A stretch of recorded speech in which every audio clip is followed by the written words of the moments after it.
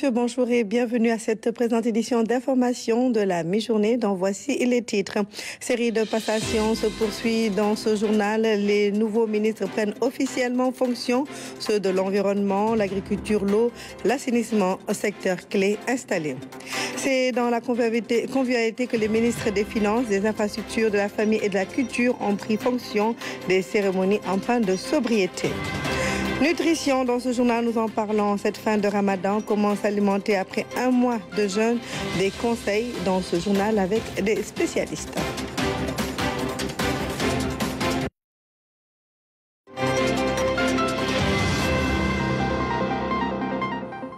Madame, Monsieur, bonjour et bienvenue. Daouda Ngom prend les commandes du ministère de l'Environnement et de la Transition écologique.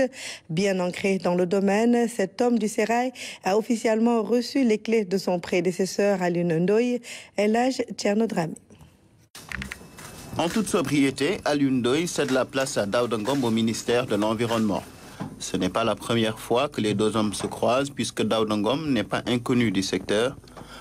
Confiant de sa connaissance de l'environnement et des secteurs connexes, le ministre sortant lui souhaite plein succès tout en encourageant le personnel à continuer la mission. Je souhaitais plein succès par rapport aux missions confiées par le chef de l'État, mais également par rapport à l'importance de ce secteur que je ne vais pas lui apprendre.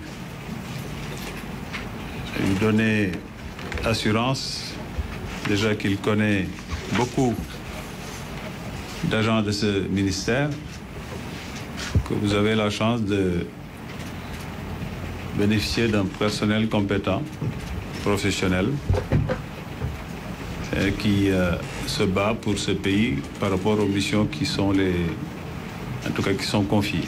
L'environnement est un domaine d'une grande importance qui nécessite un engagement sans faille. Les défis sont nombreux. Le nouveau ministre en est conscient.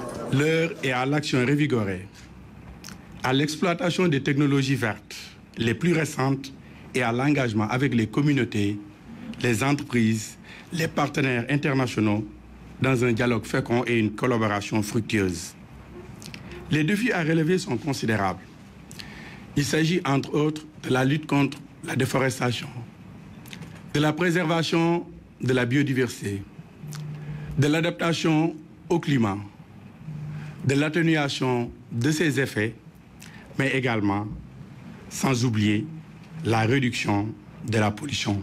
Pour réussir sa mission, il compte s'appuyer sur le personnel du ministère qu'il connaît bien. Habitué des lieux, il connaît une grande partie du personnel avec qui il a eu à collaborer. Leur expérience et sa connaissance du secteur seront, à n'en pas douter, de gros atouts. Mabouba Diagne, le tout nouveau ministre de l'Agriculture, de la Souveraineté alimentaire et de l'élevage, promet une transformation radicale du secteur, des engagements ambitieux annoncés lors de la passation de service avec son prédécesseur Samba Diobenka. Les détails avec Penambo. Docteur Mabouba Diagne, un banquier de formation, prend désormais les rênes du ministère de l'Agriculture, de la Souveraineté alimentaire et de l'élevage. Il compte d'ici 5 ans opérer une transformation radicale du visage de notre agriculture. L'accent sera mis particulièrement sur une plus grande synergie entre agriculture et élevage, l'amélioration de la bonne gouvernance du secteur, la modernisation des pratiques aux différentes maillons de la chaîne de valeur agricole. Il s'agira notamment de mettre en œuvre des méthodes innovantes de production agricole, articulées autour de l'employabilité des jeunes et des femmes, du renforcement des capacités des producteurs à la base et de la capacité de nos savoir-faire traditionnels en conduite de culture, notamment dans l'optique d'assurer un développement durable avec toutes les innovations requises. À cet effet, la tutelle en appelle à une synergie de l'ensemble des acteurs. C'est dans cette optique que j'invite les organisations de producteurs, le secteur privé, les partenaires techniques et financiers et les organisations non gouvernementales à nous accompagner plus et mieux dans cette ambition de modernisation du secteur agropastoral. Le ministre sortant a saisi l'occasion pour revenir sur les réalisations de l'ancien régime dans le secteur agricole. De 2012 à nos jours, le secteur agricole a enregistré de grandes performances avec une croissance exponentielle de la production céréalière, c'est-à-dire de 1 499 000 tonnes en 2011 à 4 255 000 tonnes en 2023, soit une évolution de 178%. Plus spécifiquement, la production rizicole a évolué de 405 824 tonnes en 2011 à 1 326 000 tonnes en 2023. Cette tendance est également notée dans la production des fruits et légumes, qui est passée de 860 000 tonnes en 2012 à 1 558 000 tonnes en 2023, dont l'oignon qui a triplé, passant de 190 000 tonnes à 400 000 tonnes, et la pomme de terre qui a été décuplée de 12 500 tonnes à 143 000 tonnes. Pour la production arachidière, elle est passée de 527 000 tonnes en 2011 à 1 678 000 tonnes en 2023. Pour réussir ce pari ambitieux mais réalisable et réaliste, Dr Mabouba Diagne exige un changement de paradigme de l'ensemble des acteurs chargés en premier chef de la mise en œuvre de la politique sectorielle. Changement de cap dans la gestion de l'eau et des inondations. Le docteur Cheikh Tidiane Dièye prend la direction des ministères de l'hydraulique et de l'assainissement ainsi que de la prévention et de la gestion des inondations. Il succède ainsi à Serigne Mbaye Thiam et Issakha Diop. Cette transition marque une nouvelle ère dans la politique de gestion des ressources hydriques et des catastrophes naturelles, nous dit François Seck. Chaude poignée de main, symbole de la continuité de l'administration et donc de l'État, le tout nouveau ministre de l'Hydraulique et de l'Assainissement reçu par son prédécesseur. Les rapports lui sont transmis, l'instant est solennel. Docteur Cheikh Tidiane Dièye installé dans ses nouvelles fonctions par les plus hautes autorités de l'État. Monsieur le ministre, Serigne Mbaye Thiam, c'est évidemment avec honneur et fierté que je vous remplace à la tête de ce département. Je voudrais vous remercier très sincèrement pour le travail de qualité que vous avez accompli. Un travail de qualité qui a sans doute permis au ministre sortant de battre le record de longévité et de régularité dans l'attelage gouvernemental du régime précédent. Depuis 2012, que je suis entré comme ministre de l'Enseignement supérieur et de la Recherche, puis de l'Éducation nationale, mon histoire avec le gouvernement a été une marche sans répit, sans discontinuité. Des avancées significatives ont été réalisées dans le secteur, l'hydrodiplomatie, la contribution exemplaire du Sénégal dans l'agenda international de l'eau, entre autres. Serigne Mbaye Thiam, un ancien du Prytanée militaire de Saint-Louis, par ailleurs serviteur de l'intérêt général. Je vous l'assure à tous, ce fut un immense honneur d'avoir été utile à ma patrie, car j'ai toujours gardé à l'esprit que l'opportunité d'être au service de l'État et donc de ses concitoyens constitue l'une des missions les plus nobles.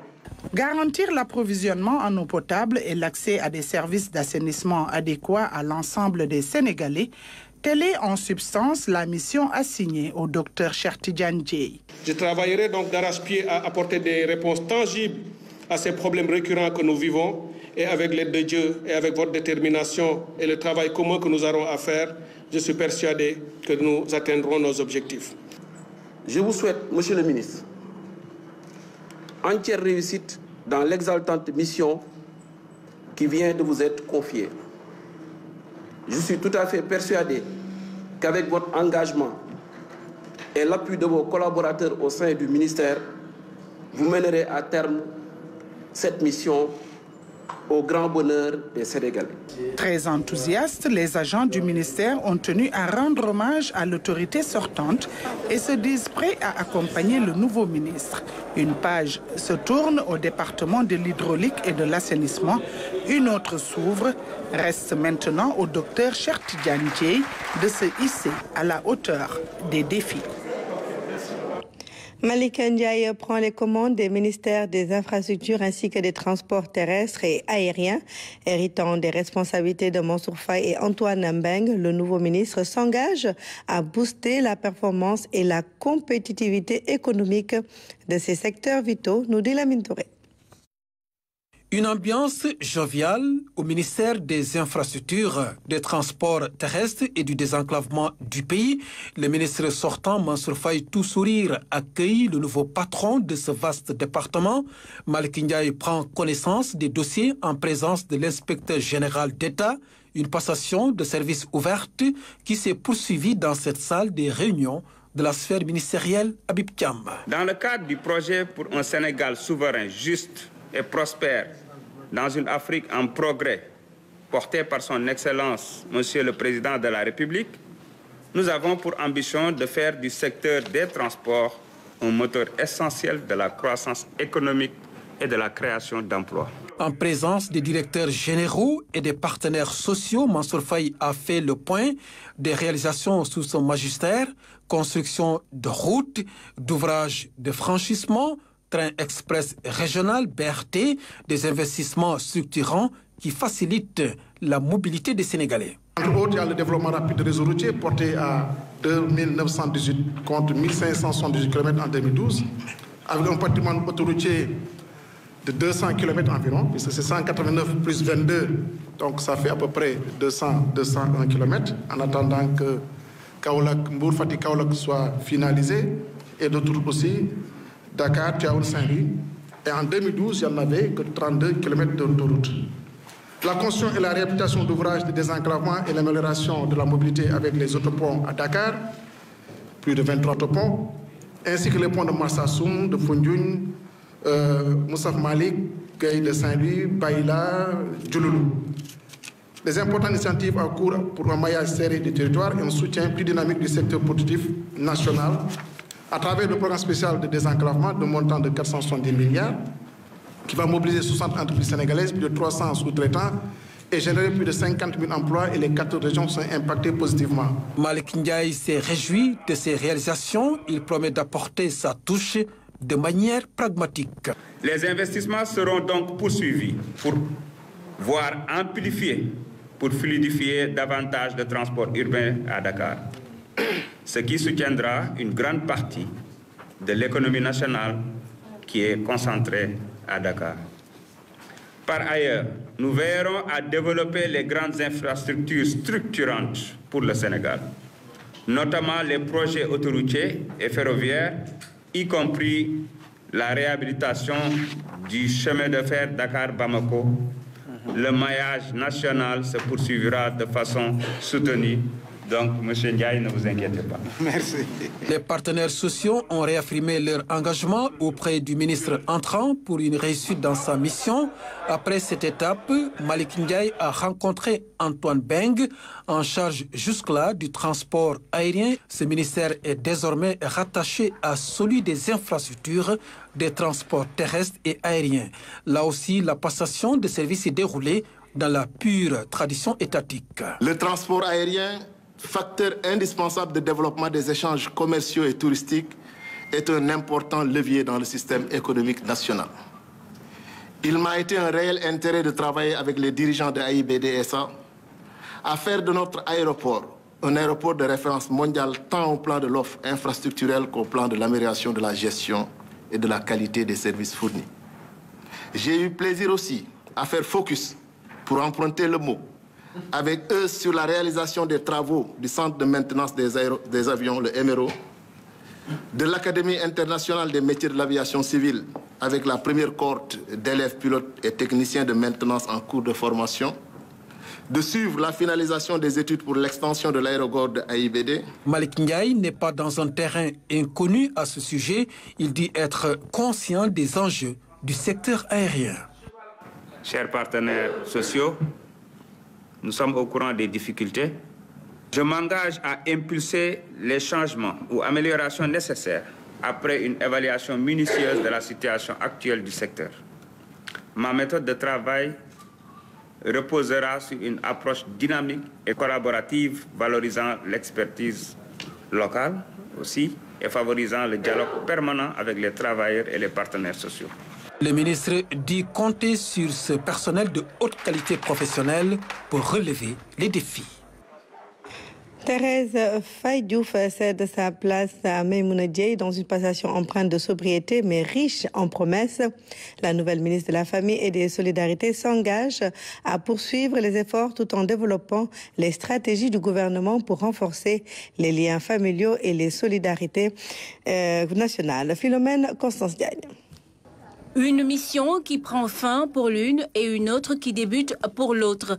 Ainsi, Thérèse Faye Diouf quitte le département de la femme, le laissant entre les mains de Maïmouna Dièye avec un sentiment de fierté et d'accomplissement. Je tiens sous ce rapport à remercier du fond du cœur son Excellence M. Macky Sall pour l'honneur et le privilège qu'il m'a fait de servir mon pays en me nommant successivement à la tête de ces deux départements ministériels si stratégiques. C'est encore pour moi une occasion de lui témoigner ma profonde gratitude et reconnaissance infinie. Sur ce même registre, j'exprime mes vœux de succès à Mme la ministre Maïmouna Dièye, ministre de la Famille et des Solidarités, et par-delà au nouveau président de la République, son Excellence M. Bassirou Diomaye Diakhar Faye, et au Premier ministre M. Ousmane Sonko, et à l'ensemble des membres du gouvernement. Malgré la courte durée de son mandat à la tête de ce ministère, les résultats enregistrés ont été évoqués en l'honneur de ses prédécesseurs. Je tiens à féliciter vivement mon prédécesseur, Madame le ministre Thérèse Faye Diouf, pour les résultats qui ont été enregistrés dans le cadre de la lutte contre les inégalités sociales et territoriales, la promotion des droits des femmes et la protection des enfants. Il faut cependant relever que malgré les progrès réalisés, des efforts importants sont encore à faire et beaucoup de chemin reste à parcourir. En effet, comme souligné lors du CM par son Excellence, le président Bassirou Diomaye Faye, le projet de transformation systémique place la famille, la femme et la solidarité au centre des priorités. La feuille de route ainsi dressée, la nouvelle ministre a exhorté tout le personnel du département dont elle est maintenant à la tête à plus de rigueur, à la ponctualité, à l'assiduité, au culte du travail, à l'obligation de réserve pour l'atteinte des objectifs fixés. Khady Gaye a pris les rênes du ministère de la Culture, succédant ainsi au professeur Alioune Sow. La nouvelle ministre s'engage à dynamiser les industries culturelles et créatives, un secteur qu'elle considère comme essentiel pour la création d'emplois des jeunes, nous dit Fatou Diouf. Après un long tête-à-tête à huis clos, Dr Alioune Sow et Khady Gaye passent à la passation de service, avec comme témoins directeurs, chefs de service et acteurs culturels. Un moment solennel saisi par le ministre sortant pour dresser son bilan. Nous avons dans ce domaine, dans le domaine des infrastructures culturelles et des lieux de diffusion, œuvré à mettre aux normes nos structures et à diversifier les contenus de nos espaces. Mais nous avons surtout conduit à terme le projet de construction du mémorial Bato Le Joola après plusieurs années de ralentissement des travaux. Au chapitre des manifestations culturelles, le Festival national des arts et culture a connu une nouvelle allure marquée par une montée en gamme après plusieurs années de léthargie. 5 ans, effectivement. Les 11e et 12e éditions tenues respectivement à Kaffrine et à Fatick, avec la Guinée-Bissau et le Royaume du Maroc comme pays invité d'honneur, la présence du Premier ministre à Kaffrine et du Président de la République à Fatick, ainsi que de nombreux ministres étrangers et ambassadeurs ont connu un retentissement au-delà de nos frontières, renforçant ainsi notre positionnement et confortant notre coopération culturelle.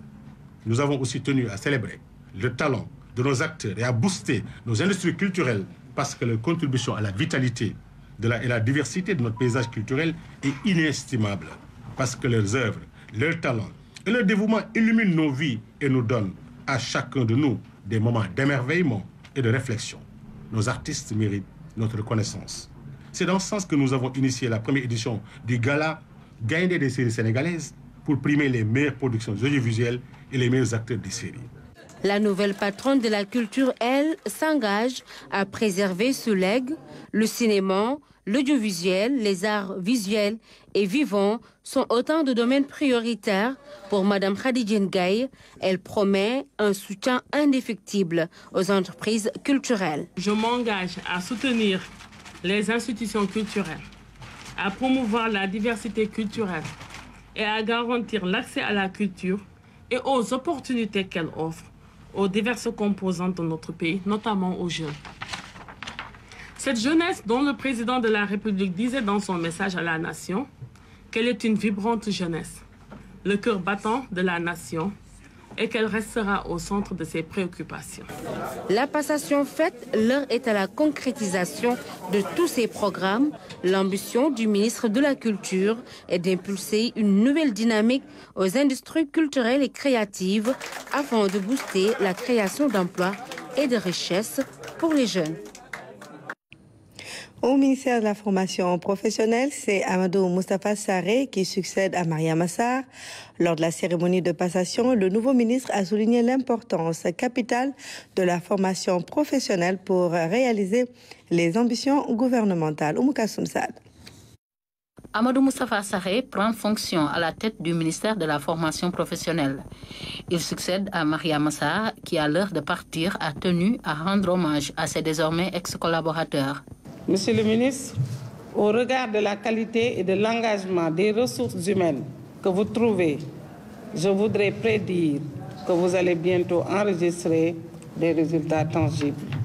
Je vous laisse des agents de l'État imbus de qualité professionnelle, un personnel dévoué à la tâche à tous les niveaux.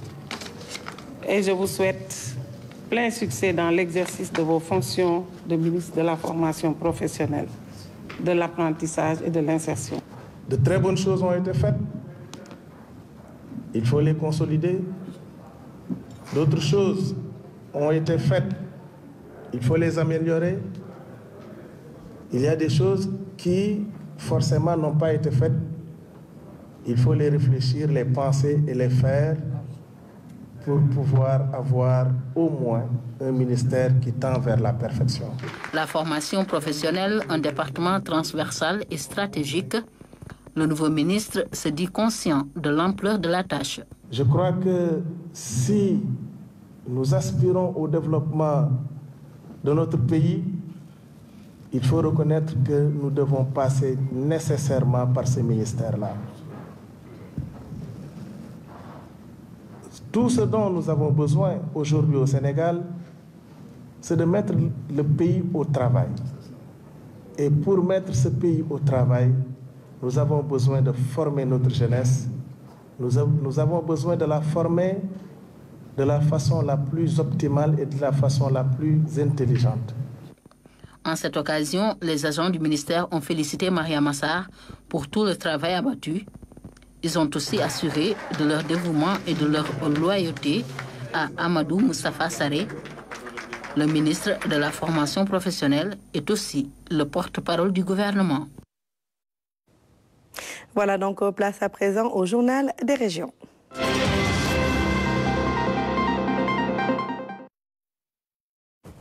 Comment s'alimenter pour reprendre ses forces après le ramadan? Les nutritionnistes recommandent des aliments digestes et le respect des 3 repas quotidiens pour réadapter le système digestif. Maximum de fruits et de légumes pour augmenter les cellules. C'est le reportage du jour. Comme avant d'entamer le ramadan, il faut aussi, à l'issue de cette période, réadapter le système digestif. Il doit se réhabituer aux 3 principaux repas, mais la quantité est à réajuster progressivement. Il faut encore du temps, autant de jours jeûnés, autant de jours de réalimentation pour espérer reprendre, par exemple, le poids qu'on a perdu pendant tout ce temps. Il faudra veiller à ce que l'alimentation soit vraiment digeste. Ce nouveau départ alimentaire implique aussi le choix des aliments. Pour la première semaine qui suit la fin du ramadan, il est conseillé de privilégier les fruits et légumes ainsi que les céréales. Ce qu'il faudrait manger, c'est toujours, comme je l'ai dit, des aliments sensés, nutritifs et qui sont sains. C'est quoi? C'est le maximum de légumes. Il faut manger énormément de légumes parce que c'est dans ces légumes qu'on va encore retrouver les micronutriments essentiels à la régénération de nos cellules. Surtout dans un état naturel ou cru, c'est-à-dire cru ou vapeur. C'est là où on a la possibilité de retrouver les micronutriments. Dans cette dynamique de reprise alimentaire qui vise à ménager le système digestif après un mois de jeûne, l'activité physique peut aussi aider. Pour ceux qui ont perdu quelques kilos, il n'est pas forcément nécessaire de prendre des compléments alimentaires. Parce que bon, en général, les personnes qui se trouvent dans les situations-là, c'est des personnes qui ne mangent pratiquement pas pendant le ramadan. Donc, occupés, ils prennent beaucoup de liquide. Donc, finalement, plus de place pour les aliments, etc., qui sautent le khad. Donc, en général, il y a des répercussions sur le poids. Ils perdent beaucoup de poids. Mais bon, ça ne sera pas nécessaire. Vraiment, sauf quand c'est un cas sérieux, peut-être là, il faut référer vers le médecin. Mais sinon, en dehors de ça, il faut tout juste reprendre son alimentation, y aller mollo. L'application de tous ces conseils devrait permettre au corps et à l'esprit de retrouver un rythme normal après le temps de jeûne. Nous restons dans le domaine de la nutrition, mais cette fois-ci, nous allons à Matam, où les céréales locales sont transformées pour lutter contre la malnutrition des enfants. Des séances de sensibilisation sont organisées pour informer les mères sur l'utilité du consommé local sur la santé de nos enfants, nous dit Fatimata Benelba. Doumgaringa, au village situé à 40 km de Matam. Ce matin, chez Hawali, séance de causerie avec les mamans sur les méthodes culinaires et la transformation des produits locaux en farine enrichie. Une farine composée de mil, niébé, maïs, arachide et riz, idéale pour l'alimentation des bébés de 6 mois à 2 ans. C'est une farine enrichie qu'on a pu fabriquer ici, même dans le village, avec les groupements féminins. Mais les formations aussi ont été reçues par ce programme-là. Ces apports nutritifs ont permis une régression significative de la malnutrition ici à Doumga et dans les autres villages de la région. Ces mamans ont pu prévenir le phénomène grâce à l'accompagnement de la cellule de lutte contre la malnutrition présente dans la zone depuis 2008. Et depuis 2 ans maintenant, on quand même note une tendance à la baisse. Tous les enfants de 6 à 59 mois sont visités, sont dépistés, sont suivis et on se retrouve avec une prévalence aujourd'hui qui tourne autour de 4%. Et avant 2016, on était à des taux qui étaient très élevés, qui avoisinaient les 12% avec le MIAC. Si Matam a pu sortir du seuil critique, c'est aussi grâce à l'implication des mamans et des relais communautaires. On fait des causeries, on fait des posées avant tout, on fait des dépistages, on fait des visites à domicile et des entretiens individuels comme avec les mères gardiens de l'enfant. Depuis que le programme est là, les relais insistent sur l'allaitement exclusif et quand les bébés tombent malades ou sont sujets à des diarrhées, ils leur donnent tout de suite des médicaments ou nous réfèrent à des hôpitaux. Pendant ma grossesse, moi-même, j'étais malnutrie. Et c'est à ces 6 mois que Awali m'a référé à Bokidiawe pour y suivre un traitement. Malnutrition aiguë modérée MAM et malnutrition aiguë sévère MAS, 2 formes de la maladie qui ne nécessitent pas cependant la même prise en charge. Il y a la malnutrition aiguë modérée, prise en charge au niveau communautaire. Et quand on parle de malnutrition aiguë sévère, ça veut dire que forcément, il y a en tout cas une prise en charge médicale à opérer au niveau des structures. Et pour le traitement, on a instauré un traitement systématique. Il y a le claforan, le Janta, plus le F75. Pour parer les déséquilibres et carences nutritives, la CLM incite les familles à mettre en place des potagers et l'élevage de petits ruminants pour bénéficier de certains aliments, certes, mais également aider à la bonne croissance des enfants. Vous l'aurez compris, la gestion de la malnutrition est très importante, surtout quand il s'agit de transition après l'allaitement maternel exclusif. C'est dans ce cadre qu'à Matam, toujours causeries, dépistages, pesées sont souvent organisés pour lutter contre la malnutrition aiguë chez les tout-petits. Les enfants affectés sont soumis à un régime alimentaire thérapeutique grâce aux ONG, bien sûr, et autres programmes qui accompagnent les structures sanitaires de la zone, nous dit Oumoukal Soumsal. Une causerie ce matin sur la malnutrition à la case de santé de Djandjoli, un village à quelques kilomètres de Ourossogui. Ces mères de famille sont sensibilisées sur les bonnes pratiques à tenir concernant surtout l'alimentation de leurs enfants. Chaque mois, nous organisons des séances de causerie, de dépistage et de pesée. Nous suivons les enfants malnutris modérés, mais si la malnutrition est sévère, nous référons l'enfant vers les centres de récupération et d'éducation nutritionnelle. Après cette séance de questions-réponses, place au dépistage par la mesure du périmètre brachial. Si la circonférence du bras est en dessous de 11 cm, cela renvoie à une malnutrition sévère aiguë. C'est le cas pour ce bébé de 9 mois. Cet enfant souffre de malnutrition sévère aiguë. Nous allons l'envoyer vers le centre de récupération et d'éducation nutritionnelle le plus proche. Au niveau des centres de récupération et d'éducation nutritionnelle où les enfants souffrant de malnutrition aiguë sévère sont référés, la prise en charge est gratuite. Elle consiste surtout à un régime alimentaire thérapeutique en 3 phases. Donc à la première phase, c'est ce qu'on appelle le F75 qui est utilisé. Par exemple, j'ai un échantillon ici. Donc le F75, comme son nom l'indique, donc c'est du lait thérapeutique qui contient certains nutriments qui sont en manque chez le malnutri. Au début, le malnutri a besoin qu'on lui réhabilite ses fonctions métaboliques et physiologiques.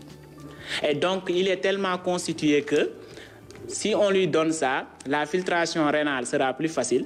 Et ça permet en même temps au foie et aux autres fonctions biochimiques de se rétablir. Donc l'enfant, normalement, après 2, voire 3 à 4 jours de F75, devrait normalement se porter mieux. Maintenant, une fois arrivé à ce stade-là, le F75 parfois peut être arrêté et on passe au deuxième lait thérapeutique qui est le F100. Le F100, à la différence du F75, il est plus dosé. C'est-à-dire, il y a 100 kilocalories pour 100 millilitres d'eau, de lait. Donc, vu que les fonctions métaboliques se sont restaurées, et donc même si on donne le nombre de kilocalories dont a besoin l'enfant, l'élimination va se faire normalement, les fonctions sont à la normale. Et donc, parfois, c'est donné pendant quelques jours, et on essaie de faire ce qu'on appelle le test de l'appétit.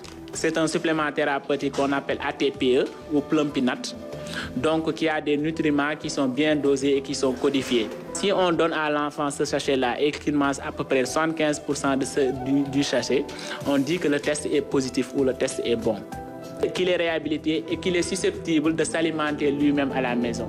La malnutrition, si elle persiste, expose l'enfant à d'autres maladies car les défenses de l'organisme s'affaiblissent. Dans nos contextes d'exercice, le plus souvent, c'est les gastro-entérites aiguës qui amènent à hospitaliser les enfants malnutris. Parlant de gastro-entérite aiguë, c'est les diarrhées accompagnées de vomissements souvent. Les pneumopathies, les infections respiratoires hautes comme basses. Le paludisme peut amener à hospitaliser. La fièvre qui doit être explorée peut amener à hospitaliser. Il y a d'autres infections dont la rougeole. La malnutrition est constatée lorsque le corps ne reçoit pas assez d'énergie ou de nutriments essentiels pour le bon fonctionnement des organes. Matam est la région la plus touchée avec un taux de 16,5% chez les enfants de 6 à 59 mois. La plupart du cas, c'est des comportements sociologiques, surtout sur l'autonomie des femmes, parce que c'est les femmes dans nos cultures qui ont souvent en charge les enfants. Surtout dans la période de sevrage, il y a parfois des difficultés dans la transition pour les enfants pour pouvoir s'alimenter correctement. Au lieu d'avoir une alimentation spécifique, par exemple pour les enfants, on a tendance à les mettre avec le groupe et souvent ils ont des difficultés. Et donc la difficulté également, c'est cette méconnaissance même de la malnutrition par certaines franges de la population. L'accès à l'eau et l'assainissement qui fait qu'il y a beaucoup de cas de diarrhée chez les enfants qui aboutissent souvent à la malnutrition. En plus des centres de récupération et d'éducation nutritionnelle logés dans les hôpitaux et les centres de santé pour les cas compliqués, il existe les UREN, unités de réhabilitation et d'éducation nutritionnelle au niveau des postes de santé qui accueillent les enfants malnutris modérés. Pour l'année 2015, aux 3 premiers trimestres, nous avons recensé 3432 nouveaux cas de malnutrition aiguë qui ont été correctement pris en charge à 90% avec seulement 8 décès, soit 0,3% à peu près de décès au niveau des urènes. Au niveau des crènes, par exemple, nous avons eu 553 nouvelles admissions pour l'année dernière, pour l'année 2015, et avec 92% de guérison. Et malheureusement, nous avons eu 41 décès, soit 8,3%. Le médecin-chef de souligner l'absence d'un pédiatre dans la région, ce qui n'est pas pour faciliter le travail. Si des efforts ont pu être réalisés, c'est aussi grâce aux interventions de différents programmes et ONG qui accompagnent les structures sanitaires de Matam. Voilà, et surtout, n'oublions pas de bien hydrater les enfants tout au long de la journée, surtout dans les régions où il fait extrêmement chaud ces derniers jours. Madame, Monsieur, merci de votre aimable attention, ce qui met fin à cette présente édition d'information. L'information, on revient tout de suite après. Excellente suite de programmes sur la RTS.